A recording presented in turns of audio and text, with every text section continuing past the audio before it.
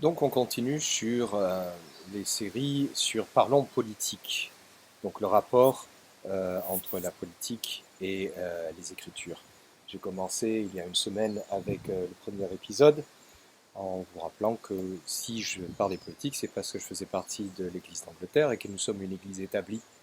Donc nous avons quelque chose à dire à la société au sujet de la politique sans forcément en prendre parti, mais en voulant donner un tableau plus large. Alors aujourd'hui, ce sur quoi je voulais partir des Écritures, c'est deux textes en particulier. Le premier est dans la Genèse. Dans la Genèse, avec donc le mythe de Ève et de sa rencontre avec le serpent, et le serpent qui lui dit, alors comme ça, vous n'avez pas le droit de manger des arbres qui sont dans le jardin. Et Ève lui dit, non, non, non, on peut manger des arbres dans le jardin, sauf celui-ci, parce que sinon on va mourir. Et le serpent lui dit, ah mais non, tu vas pas mourir, mais tu vas avoir la connaissance du vrai et du faux. Ah, c'est le premier texte. Et le deuxième texte, c'est dans Matthieu, on peut le trouver dans les autres évangiles, c'est la tentation de Jésus. Et il y a un échange entre le diable et Jésus où à chaque fois, euh, le diable tente Jésus en partant des Écritures. Il lui dit, par exemple, si tu es le Fils de Dieu, ordonne à ces pierres qu'elles deviennent des pains. Mais il répliqua, ce n'est pas seulement de pain que l'homme vivra, mais de toute parole sortant de la bouche de Dieu.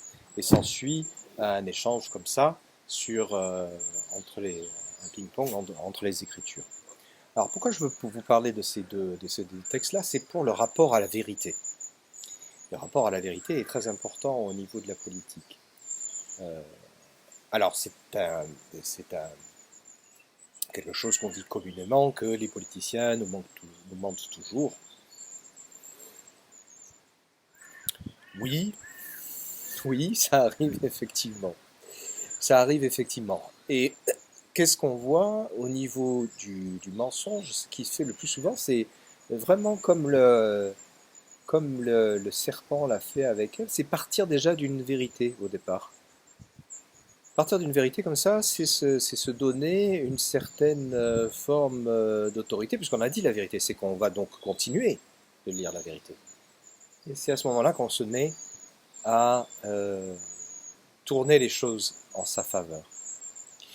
Mais c'est pas seulement les politiques. On voit une floraison qui apparaît au niveau des réseaux sociaux et surtout dans ce qu'on appelle le complotisme.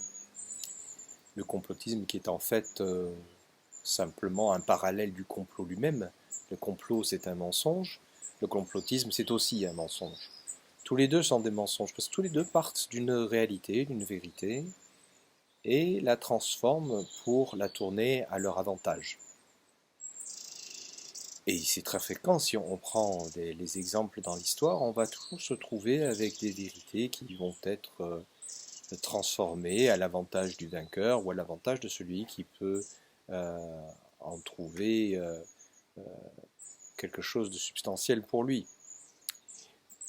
Philippe le Bel l'avait utilisé contre les Templiers. Il était parti de certaines vérités pour les transformer, et ce qui pouvait lui permettre d'accuser les Templiers de s'en débarrasser et de faire main basse sur leur argent. Euh, les complotistes font pareil. Ils partent de certaines réalités, de complots présumés ou de coïncidences avantageuses pour développer leurs propres théories qui sont en fait des complots eux-mêmes. Donc, tout ce genre de comportement, on le voit régulièrement. Et là, je ne vais pas prendre d'exemple particulier parce que je ne veux pas prendre parti. En revanche, ce que je veux vous inviter à faire et vous donner donc comme toujours des outils pour cela, c'est de vérifier toujours et de multiplier vos sources d'informations. Alors là, je vais vous donner un exemple personnel. Mes sources d'informations, les informations que je regarde, sont toujours diverses. Tout d'abord, elles ne sont pas seulement françaises, elles sont aussi anglaises, allemandes, Et chaque fois que je peux, dans d'autres langues aussi. Et j'essaie toujours de trouver dans d'autres langues. Pourquoi? Parce que ça permet d'avoir des perspectives différentes. Et ça permet de recouper certaines informations pour savoir si elles sont exactes et de trouver là où, partant d'une vérité, on est allé dans un travers, dans une tendance qui est à son avantage. Après, dans chaque pays, je regarde plusieurs sources différentes.